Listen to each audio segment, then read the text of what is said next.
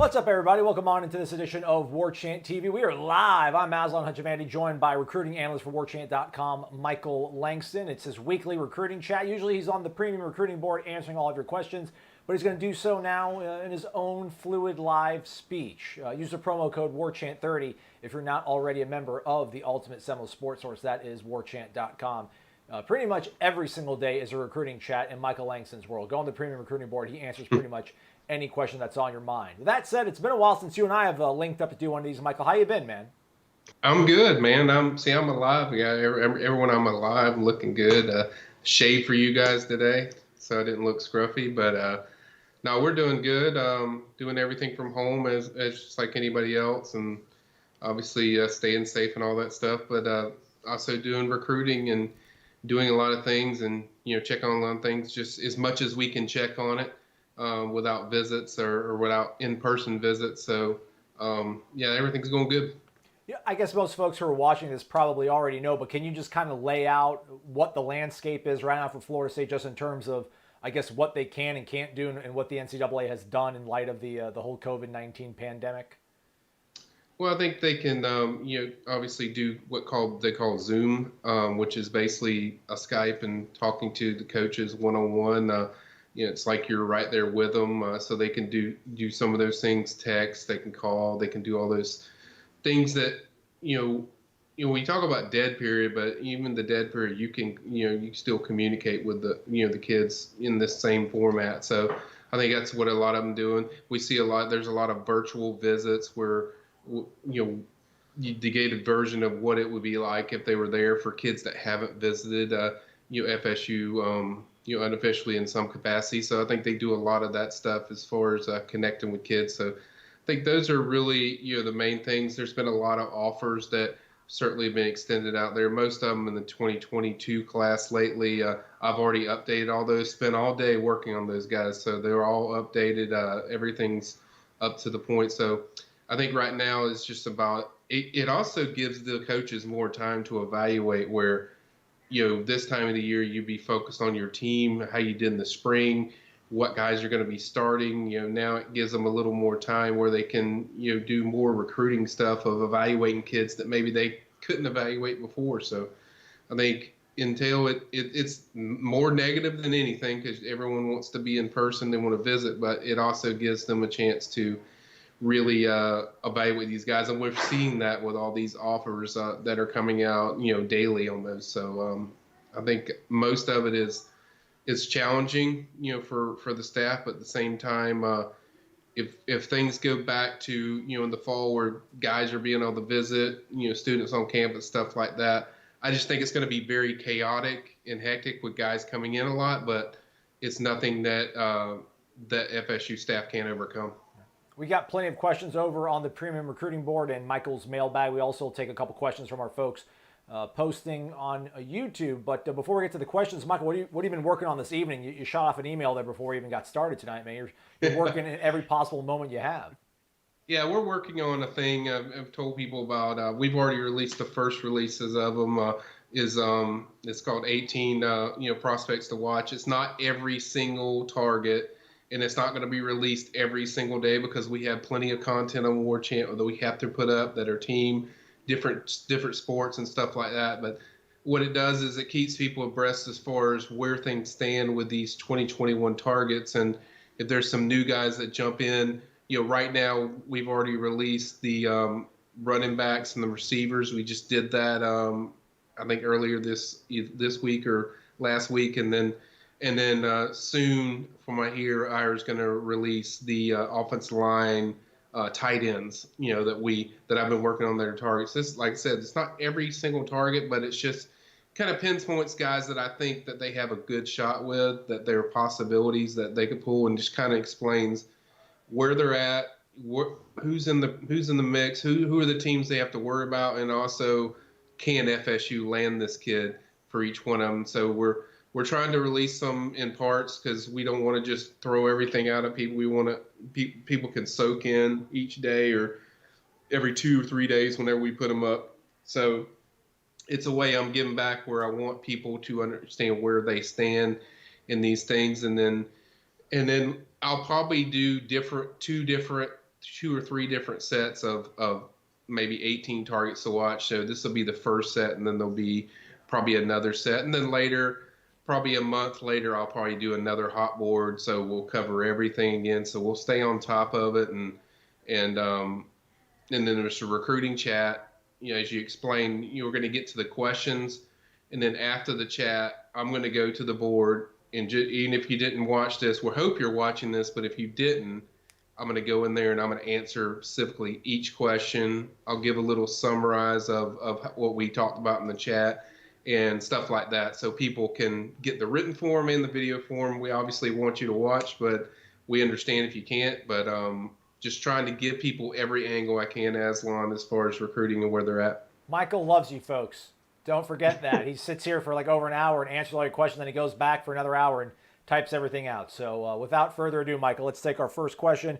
It comes from the big man on campus, BMOC 1955.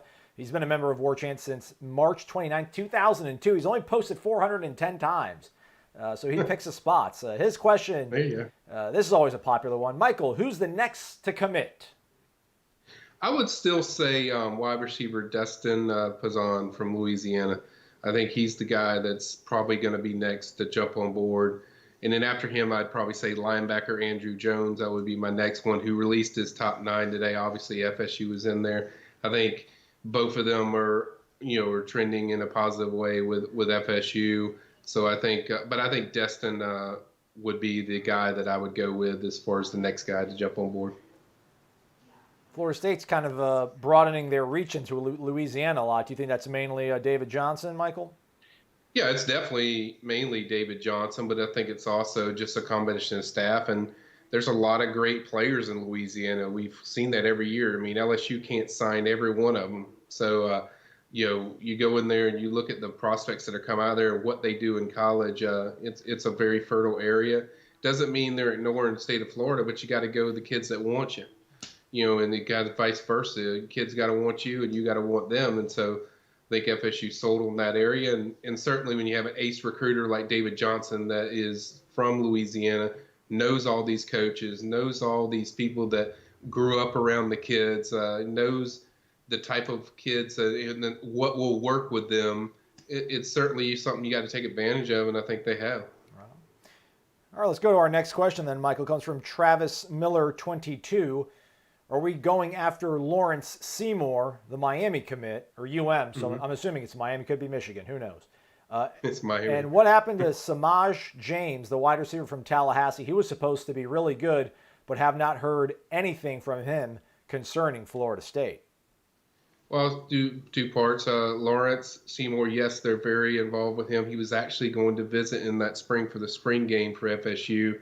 But obviously all this thing popped up. He's very high on FSU. He's very close friends with Maurice Smith, who's offensive center at FSU. That's a guy that could factor into their center position. But he's got a lot of close people. He's close with on FSU. So I think they're very active there, and they're the biggest threat to Miami. And they're certainly a major threat in his recruitment. He likes FSU a lot. He's kind of been disappointed he hasn't been able to get over to FSU because of all the stuff that's went on. But he'll be over at FSU. They'll recruit him hard, and he will be a guy that, when I say the next batch of 18, he's another one that I would put in there that would be in my next batch. So he's a guy to look for in that. So they're definitely heavily recruiting him and pushing hard to get him to consider them and give him a look. And then the second part, Samaj James is a guy that obviously played at Leon High School. Talented player, but I don't know if he's a guy that is FSU quality that, as far as in their minds, as far as what they're looking for. He's got a lot of offers out there, but I don't know if a lot of them are totally 100% legit, as far as the offers. So he's a guy that I wouldn't really consider FSU to be a school that's going to push hard for him, to be honest, from what I've seen. All right. Let's go to our next question. Michael, comes from Maxwell Gibbs. He's got 2 questions because that's what Maxwell does.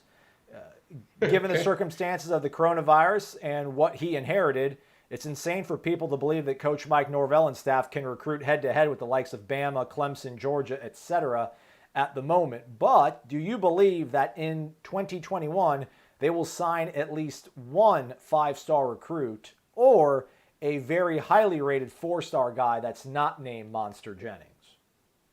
Well, it's possible because we don't know what the rankings are going to be. So they are involved with guys that they could possibly pull that are 5 stars. They might not be 5 stars now, but they could eventually rise up to 5 stars. So I definitely would say that that's a possibility that they can. I mean, they're after so many guys. There's a ton of them out there. Yes, it makes things difficult going against those teams, but here's the thing I tell people all the time. FSU's not going to get consistently, they're not going to beat out, Georgia, Alabama, Clemson's, Ohio State's like that on just, skill set of what they're going to bring or what their team's going to be, because they haven't shown it yet. Have to show it. But what FSU's done is relationship. When a recruit's down to relationships, I don't care if it's Georgia, Alabama, or Clemson, FSU will have a shot to beat them. I mean, that's what they're basing a lot of it on, is their relationships, and kids that are big on relationships and the trust and what they can do going into that program. So I think you have to look at it like that. You can't look at it like you're comparing Alabama to Florida State, because they're not going to win those where you go, Alabama's proven, they've shown what they can do. Until FSU does that, they're not going to beat them on the field as far as that stuff. So relationships is a thing to focus on when I do updates and we do stories and I get up with recruits. That's the thing you want to look for, is see what connection they say as far as about the relationships, because it's just relationship based. I think FSU can beat even those top schools like Georgia. I mean, I know people think that every kid that considers Georgia, Alabama, or Clemson, or Ohio State, or those schools, that there's no way they choose Florida State over them. But when you have the relationships, it's a possibility. Second part of Maxwell Gibbs' question, not so fast, Michael. I got a second one for you. Why is it that it's harder to keep these elite kids in the state of Florida compared to other states like Alabama and Louisiana? Even prior to Nick Saban, if there was an elite kid in the state of Alabama, rarely would they leave the state. Well, first of all, Alabama's a lot smaller than Florida. So first of all, I'd say that. Secondly, Florida kids are just not, they're not like, a better example would be the state of Georgia, because Kirby Smart does a really good job keeping guys in the state of Georgia. Florida kids they're more open to leaving the state. They've always have been. I mean, I've said that for a while. The only way you can combat that is when at least 2 of the teams in the big 3 in FSU, Florida, Miami, 2 of those teams are really good. Right now, there's only one solid team so far on the field, and that's been Florida. So when you only have one, and then Dan Mullen, nothing against him, he's not a great closer. He's not an incredible finisher. So there's going to be guys that come in. We've seen that in the last 2 classes, that the kids, schools come in there and they take kids from the state of Florida. That shouldn't happen. But when you only have one school to compete with that's, proving it on the field, then it makes it even tougher. Now, when you have 2, you can combat that. You'll see the numbers start dropping down for those kids leaving the state of Florida. They're still going to leave, but the numbers will be lower. So that's the thing FSU's working on, is getting up there with Florida as far as the product on the field. And when they do that, that'll slow that push of those guys leaving the state of Florida more consistently. They're still going to leave, like I said, but you're going to have less elite guys leaving more and more once FSU reaches that pinnacle. But that's just the way state of Florida kids are. They've always been that way. Ever since I've been covering recruit for 19 years, kids do not mind leaving the state of Florida if they have to go to college. They're very open to that. 2 questions. How about 4? Smiley Knoll coming in off the top rope. We'll go one by one, I guess, make it a little bit easier for you to digest here, Michael. First off, if there is no college football season this year, how would that affect FSU recruiting? Well, that's a tough one right there. Michael, enjoy that one. Go ahead and let it rip. Well, it'd be damaging because they won't be able to show their product on the field. So you're basically going to have to base everything on the relationship. So it's going to make it even more challenging. Personally, I don't think that happens, Smiley, to be honest. But Yeah, it would be very challenging for FSU to combat something where you can't show it on the field or what you're going to be. So people have to. That's why I say it would be. That's why I say they are focusing more on relationships, because relationships are going to be the way they win a lot of these top tier kids or top kids that they're considering. So if you don't have a season, it makes it even more imperative on the relationship. So it puts more emphasis on the relationships. But if you do play the season, then you can kind of combine your product on the field, your relationships, and it kind of starts to even it out. So that's why it's vital for them to play this season at some point, any time in the fall, whether it's a shortened season of 12 or 13 games or whatnot. But it's very important for them to play the season. It'll make it a lot less challenging. So yes, Smiley, it will be more difficult. You went ahead and answered the second part of the four-part question here, Michael, and it was, would it Okay. hurt more than if FSU went 7-5 this year? Basically, what would be worse, no football or 7-5 season? And sounds like you think Well, I no think it. football. Yeah, it'd definitely be no football because they'll at least have something to base you on as far as whether you win 7, 8, 9, 10 games. They'll at least be able to evaluate what you are, what you need, what you're lacking on the field. And also, you'll have those relationships where those kids are on campus, so they'll be able to see everything, for their own eyes, not just virtual, not just talking on the, computer or Skype or iPad. You'll be able to see it for yourself of what the atmosphere experience is like, what their position is doing, what the coaches are doing. I mean, there's so many things that would be an advantage if even if you went 7-5. All right. Let's go to question number 3 then, Michael, shall we? What JUCO offensive tackles are we looking at? Kadeem Telfort? Please give us some names. There's not Katim Telford. There's not. I don't have names yet, guys. I wish I could give you a lot of names. I don't have JUCO offensive tackle names yet. I do know. I checked with this as far as offensive line recruiting. I do know they're talking with 4 or 5 JUCO offensive linemen. I don't know the exact names. I think I might have that in a few weeks where we get a feel where they're talking, doing these Zoom talks with the coaches, and then I can kind of give you some more names and specifics. But definitely not Kadeem Telfort. They're not looking at him, but they are active with some, but I just don't know the specific names just yet. But I will get that for you guys. Final one from Smiley. How big of a class are you hearing 2021 will be? Probably in the 23 range, around there. I think that's kind of where, without staring at the hot board right now, I think our hot board gives a total of what it is. I might be a little off on my number, but I think it's 23 if I had to guess. Very well. Let's keep it there over on warchant.com. Scroll on down here. How about Quay 6? What recruits y'all think might commit if we have a turnaround season?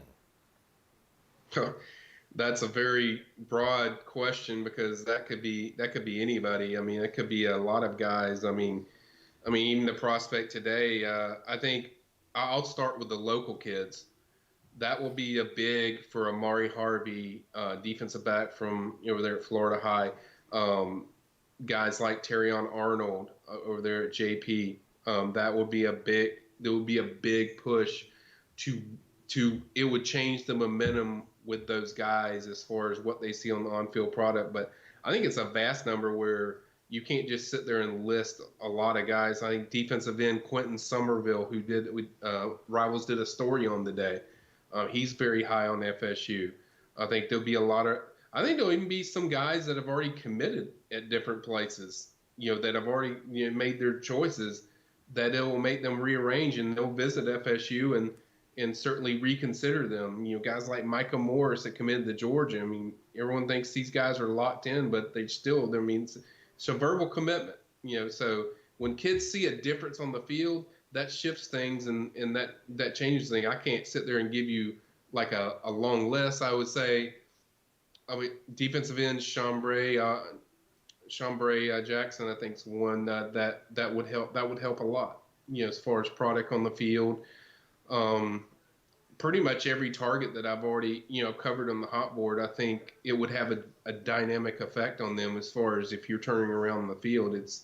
It's always been that way. I mean, recruits want Florida State to be good, but they have to show them, what their product's going to be and where the future is going. And if you do that, it's I ain't gonna just list 3 or 4 or 5. I mean, you could be up to 10 or 15 guys that would really dramatically change the recruitment. Next question comes from Drury. What's a legitimate no BS situation with Daniels? He's obviously an out of the park level addition, but would he even consider FSU, especially with our offensive line situation? So I guess this would be JT Daniels from Southern Cal. Right. He's talking about JT Daniels from Southern Cal that's thinking about transferring. He has a previous relationship with Mike Norvell. He has a previous relationship with Kenny Dillingham. It isn't about if JT Daniels is interested in him. I've heard through several people that I've talked to, some close to him, some just general that know his recruitment. They say that he's very interested in FSU, and I think he is interested. But it's just about how FSU wants to do it. We know they have two freshmen coming in. You have another one that will come in the following year in Luke Altemeyer. The two others, you have Choba Purdy and obviously Tate Rodemaker, who's already enrolled at FSU. And my thing is, what I've always said is, did Coach Norvell tell them straightforward from the beginning, hey, I don't plan on taking any transfers? And if you give your word to something like that, I think we've seen enough of Coach Norvell. Like, whatever he says, he's straightforward about. So if he's made that, I don't know if he has, but if he's made that not promise, but plan that he's going to not take transfers, then certainly I don't see it happening. Personally, I'm skeptical that they'll go for him and they'll push, but this is a little bit different because there's close ties, or there's relationships with JT Daniels and FSU and new FSU staff. I think it's a wait and see thing. I'm skeptical it happens, but if there's one situation that would happen, it would be this, that FSU goes after them because of there's a bond there. But I think all of it depends on what I can find out if FSU's told these younger kids, hey, we're not going to go after transfers. We're sold on you guys. We want to see what you guys can do and then kind of go from there. But I'm going to work on that. I'm going to see what I can find out, guys, to see if that's a possibility of that he's relayed that message. But I'll check on that. But we're in a wait and see thing with that. But as I said, I'm skeptical that they'll make a major push right now. I mean, if you hurt some feelings, you hurt some feelings. And I'm not saying don't be a man of your word, but I mean, if you can get JT Daniels, man, I sure would hope they would do the full court press if they thought he fits and he had interest. I agree with you. I would do it. I mean, I would personally do it because you don't have a set guy. You don't know, there's questions about James Blackman as far as what he does and what he brings to the table. And then after that, you don't know what you have with Jordan Travis. You don't know what these young guys are going to do. So you get a proven star. Yeah, I would do it. It's not up to me, though. I don't make the calls. But if it was up to me, I would make the call. You have a relationship. You know this kid. He's a star player. Now, unless there's some character issues that maybe he has that don't connect with you, that's the only thing I could think of. But personally, I would do it. Next question comes from Ryan1. Michael, I've been propping this kid up based on his film. Am I the only one that feels like Dink Jackson could be a monster at the next level? No, you're not the only one, because FSU thinks that now. Because FSU certainly thinks he's a monster. I mean, he's one hell of a prospect. Can play, probably going to play safety, but I think he's athletic enough. If you want to move an outside linebacker, you could if he grows into that. But I think the world of this kid. I think he's great in coverage. He's got great ball skills. His instincts are tremendous. He knows how to read plays quickly and not just read it in his mind, but execute what he's reading. And I'm very high on this kid. I've always liked him a lot, and even when he was coming to Florida, I thought he was a solid prospect. He can do a lot of different things and just a tremendous athlete. So, no, I don't disagree with you. I think he is a monster prospect, and I think some people sleep on him, but I think he's a 4-star. So I think there's some people that think highly of his skill set, but he's a guy I like a lot. Next question comes from BMOC 1955. He's back. On a scale of 0 to 100%, what is, I guess, let me read it. I'm terrible. Sorry, Michael. On a 0 to 100% index of likelihood of occurrence, what's your percent that we get an additional graduate or transfer offensive tackle this cycle? Well, I'm not trying to be political, but it's really almost impossible for me to put an exact percentage. I'd say above 50 that I think they add another transfer at offensive line. I really believe that's the two things that I think they're missing from the transfer market is another offensive tackle, which I think would really solidify their tackle situation, at least for starters, to have starters in there. And then 2, I think the other one is you want to have a really strong pass rushing defensive end, just a pure pass rusher. They need somebody that's twitchy, it can get after the quarterback. I think if you add those 2 things to me, I know they're also looking at adding an experienced tight end, but I think offensive tackle on defensive end, I think those are 2 places I'm really watching to see what they do in the transfer market. So I'd say above 50%, in my opinion, they add another offensive lineman. All right, there we go. That's all we can ask for. That's the best I can do, dude. I can't give you exact percentage. I mean, that's just my feeling. I think they will add an offensive lineman. Next question comes from La Knowles, L.A. Knowles. He's an actual moderator, and he's getting questions in on this. Can you believe that? What a job. What a life. Yeah, he had an earthquake last night in L.A. too. I hope you're okay, L.A. Knowles. All right, he says, is this kid on FSU's radar? Raised kids in Hartford and know the head coach. Just curious if FSU's interested. He offers a link to a website that I'm not going to click. I think it's Emmanuel Henderson from Geneva County in Alabama. His head coach is Jim Bob Striplin. Is this kid on FSU's radar, Michael? He is on their radar. They have not offered yet, but I think he's a guy that I could see them offering, whether it's now or right before the season. If say we play football in the fall, but he is a guy that I've heard. He's a name I've heard. So yes, he's a guy that they've been on. A little bit of fun fact trivia, since I actually worked in Dothan for a little bit. His head coach, Jim Bob Striplin, actually his family's big Florida State fans. He grew up like coming to Florida State games, like hanging out on the grassy knoll, all that kind of stuff. Actually walked on at Auburn and played quarterback there. Was a letterman for a year or 2. But yeah, he's got a good program out there. Dixie Howell Stadium, I think, is the name of the stadium they play at in Hartford. So if anybody from Geneva County is watching, that's good stuff. Hey man, I got it. That's good. I got to pinch in every now and then, man. Give you a break, let you get some water or something like that. Hey man, it's the BMOC show, man. Big man on campus, 1955. Of course, it's still early in the cycle, but any cause for concern that Florida has 13 commits and Miami has 10, while we have 5? Not really, because there's several guys. I mean, we mentioned a few of them: Andrew Jones, Destin Pazan, Keon Coleman. Those are all guys that FSU could easily land. Jalen White, he said, at his last visit to FSU was on top. He's a guy you could pull.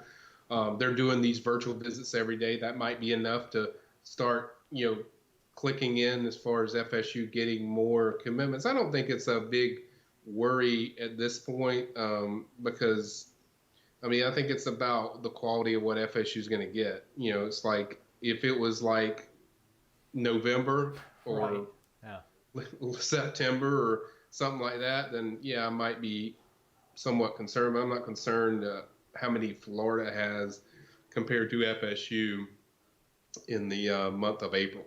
That's just, to me, it's not a massive concern right now. Next question comes from Smackham. He's been around since May 11th, 2002. He's posted 27,236 times, a few more times than our guy BMOC. He says that he really likes FSU going after so many Georgia recruits. Is this a happenstance sort of a thing, or is it going to be a permanent trend? Well, I think with this staff, it'll be very permanent just because they have 4 or 5 coaches that have Atlanta ties or Georgia ties to a lot of areas in the state of Georgia. I mean, you got to remember, Chris Marv coached at played at Vanderbilt and coached at Mississippi State. Alex Atkins, his main recruiting area, his best recruiting area is in the Atlanta area. Kenny Dillingham is very good in the Georgia area. So in David Johnson, obviously recruits that area pretty consistently, and Mike Norvell has even recruited that area when he was at different spots he's been. So, yeah, it's going to be an area that they're going to stand strong in. It doesn't mean they want the state of Florida. They want to keep kids in the state of Florida, and they're focusing heavily on that in the South Florida area, Central Florida, different spots of the state of Florida. They want that, but wherever the talent is and the talent that's interested in them, they're going to go. If they're talented, they're going to find them. It doesn't matter what state they're in. But, yes, they have a lot of ties in the state of Georgia. So, yes, that's going to be a state that's very high on their want list. Let's go to another question here on the warchant.com premium recruiting board. Use the promo code WARCHANT30 if you're not already a member. It comes from Jay Gurman. It's a nice little tie into the previous question that you talked about there, Michael. This staff seems to do their homework on talent regardless of stars more than any other I can remember since Bobby in the 80s. Is that a byproduct of the fact that we are not a top echelon program at the moment, or more so that Norvell and the staff are comfortable seeking, quote, under the radar kids with success? Let me ask that in another way, Michael. Even under Willie Taggart and the last year of Jimbo, we seem to go after the top ranked kids in the country at different positions and win a few battles here and there. Now we are offering anything from 5 stars to no stars. It seems like a great way to recruit, to philosophy rather than just talent. I think it's a misconception that a lot of people think like, oh, they're just recruiting Memphis kids. They're just recruiting kids that it's like, that's totally not true. I mean, they've recruited top tier kids across the board. They've recruited 3 stars, 4 stars, 5 stars. I think what they do is they're very good at evaluations. They're very good at, you look at every stop he's made. I've studied each stop that Norvell's made. He maximizes what he has, and that's because he gets the kids that fit exactly what he's looking for in his system and his program. He's very good at maximizing that roster, and that's what it comes down to. I don't care if you got a 3 or a 4 star or 5 star. Now, you want mostly 5 stars and 4 stars, but you also want guys that you can maximize what their skill set is at this level. And that's what Norvell does so well. And that's why I think, some people might get frustrated just by, when they go after, it's like, a perfect example. I'll give you Andrew Jones, linebacker from, I don't know where he's from, but kid was a no-star recruit. Now he has over 15 offers. And FSU was the first major team to really make a push and put him on the radar. Now everyone's Georgia, Mississippi State, all these schools are offering him. That's my point, is they're very good at evaluations and spotting talent and getting elite talent when they're kind of nobodies before they get going. So that's the thing I've noticed with this staff is they're very good at spotting talent that can grow into top players, and I think they've already shown that. But I don't think it's a product of them just they've been down for so long, so they're just going after these crap guys, and they're just going after these low guys because they can't get the higher rated ones. And I know they're going after several highly rated guys. I mean, Seymour Jackson's a 4-star.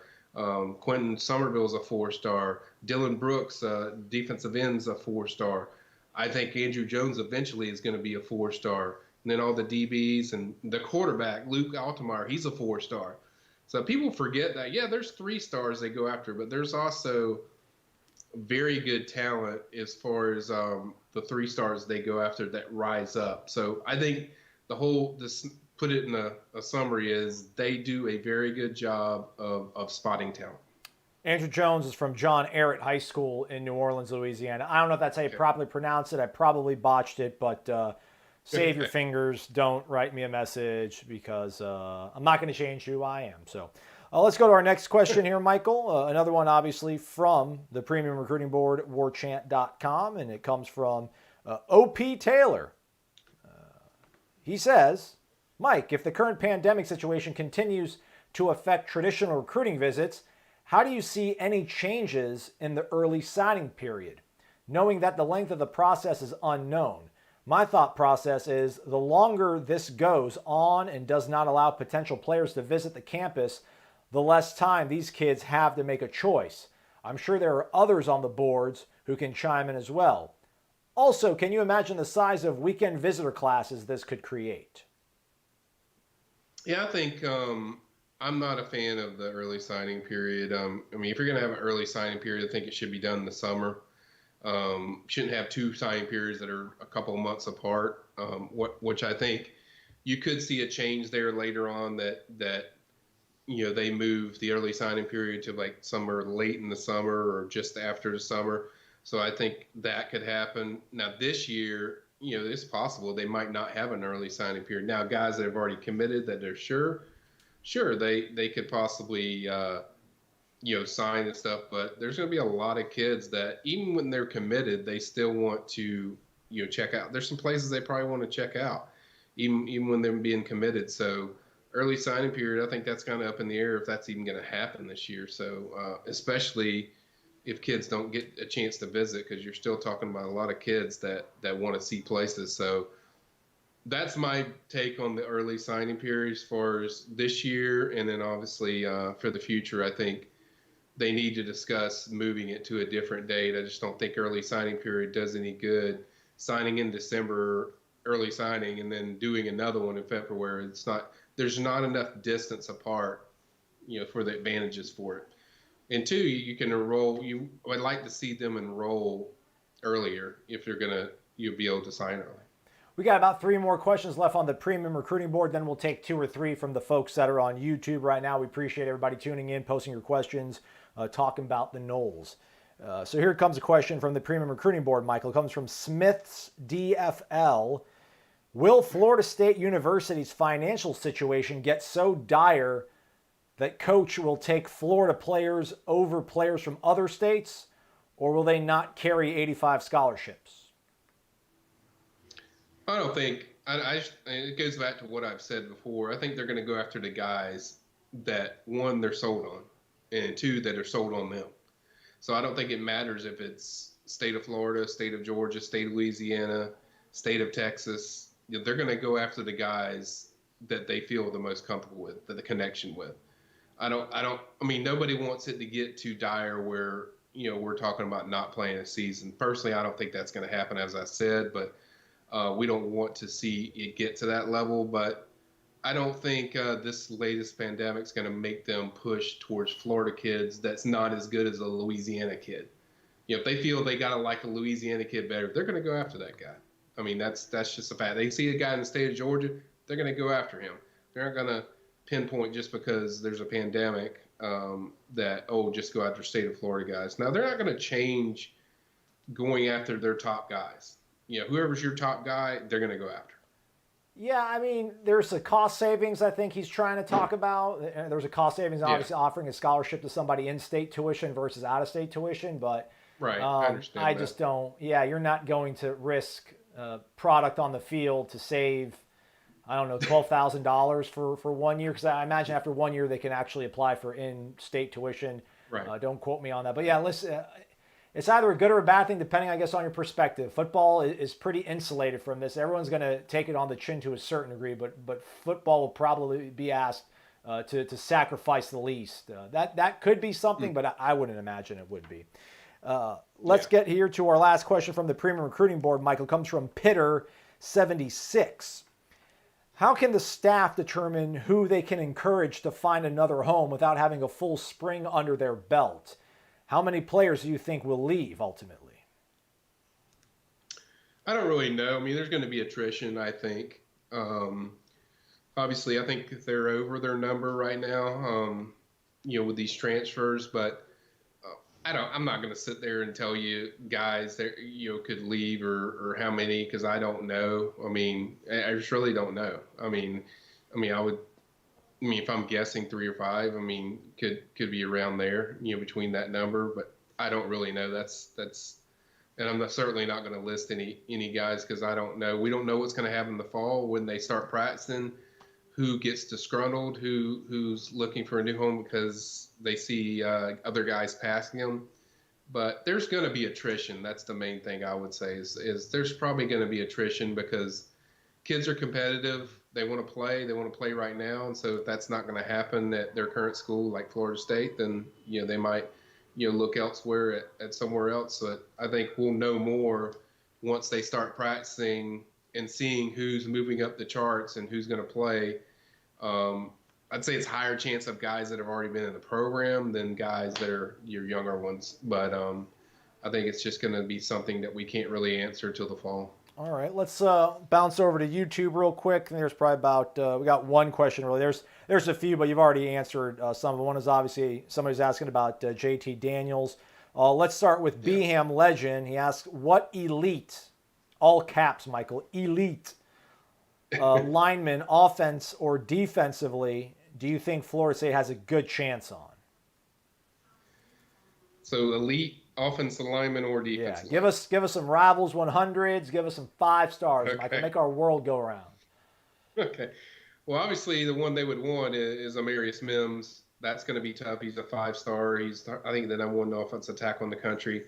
He's really close with Kenny Dillingham. He was one I was close to putting in my target list, but I didn't just because I think Georgia does not lose too many state of Georgia battles. Georgia's been on him the longest, even though Dillingham and Atkins have really good bonds with him. So he's one. I think Terrence Ferguson is one that to really watch. He will be in my group of targets, that we're doing now. I think he's a guy that's very intrigued by FSU's program. He wants to play early. He can see the situation at FSU is a positive one, and I think he really connects with the people at FSU. When he visited in the spring, he really just felt a comfort they hadn't had anywhere else, and he really likes Coach Atkins a lot, which is not surprising for anybody that's like us that have met him. He's easy to connect with, and I think so those would be a couple. I mean, offensive linemen if you're talking about top tier for sure right now, but there's so many. Defensive line, Lee Hunter, he's committed to Auburn. I think FSU has a very good shot of flipping him. I think playing time is going to be a big deal with him. You look at it, Corey Durden's going to graduate. Marvin Wilson will leave after this next year. So there's going to be an opening there. FSU needs to sign some top guys. They're on a few guys. Even the JUCO defensive tackle, Jalen Williams, they're on him. They're high on him. So they're definitely making defensive tackle a priority. Marquise Robinson's another one. No, he's not your 4 or 5 stars, but I think he's a 4-star talent. So he's another one that FSU has a really good shot with as far as landing him. And then defensive ends, I've covered a few of those. Dylan Brooks is one FSU's very high on his list in the top 5. Defensive end Quentin Somerville, who we did where I did an article on him. It says FSU is the most active with him. And then Chambray Jackson, who I think FSU leads for currently, is another one on that defensive front. So there's a lot of guys that you can tell that, and there's a lot more guys that I'm probably forgetting off the top of my head, but those are just a few I know. Will Hart just popped in here on the YouTube chat asking about only 5 commits. Are you concerned? And Michael's not. He answered that earlier. It's April. Chill out, everybody. Tyler Morrell with our last question here, Michael. He'll get back to the Premium Recruiting Board answering all of our subscriber questions and going back and transcribing a lot of this stuff out. But Tyler Morrell asked Michael, I hate to put you on the spot here, Michael, because I don't even know if there's this transfer out there in the market, but he wonders about will Florida State get the offensive tackle transfer from Mississippi State? Yes, he's talking about Bryson Smith, I think. Brevin Smith, excuse me. He is the teammate of Fabian Lovett. He's close with him. He played with him at Mississippi State. FSU is a team that's solidly interested in him. I think he's a guy that they want. In a perfect situation, that will be the guy. I think if you're going to lock into a player on offensive line, I think that's the guy that they're most locked in on. I think there's a shot. I think there's a possibility. We'll have to see how things transpire going forward with, continuing the relationship, see what he, continually talks with the FSU staff. But I think there's a shot. I think there's a possibility. All right, right on. That's a wrap on this online live chat with Michael Langston, giving us all the recruiting updates when it comes to Florida State. But again, conversation always continues over at warchant.com 24/7. I should probably cut that out when we put this on the website. But anyhow, folks, use the promo code WARCHANT30 for 30 free days of access to the ultimate Seminole sports source. Literally, any question you have for Michael that involves recruiting, he probably will get to it at some point in his day because he's that crazy of a man. He loves us this much, and he's that plugged into all of it. So, Michael, we appreciate your time as always, and thanks for your time. Let's do it again sometime soon, Michael. You got it, man. I had fun. It's good talking to everyone, and hope everyone's staying safe and being smart. And I've never washed my hands as much as I wash my hands now, but just everyone just be smart. We're going to be back. We're going to be back soon, hopefully in the fall, and hopefully we can give you a lot more than what you guys deserve. And thanks to Aslan for doing this, and we'll see you guys soon. He's Michael Langston, recruiting analyst for warchant.com. I'm Aslan Hajavani. Thanks for watching. Have a great one, everybody. Stay connected to Warchant.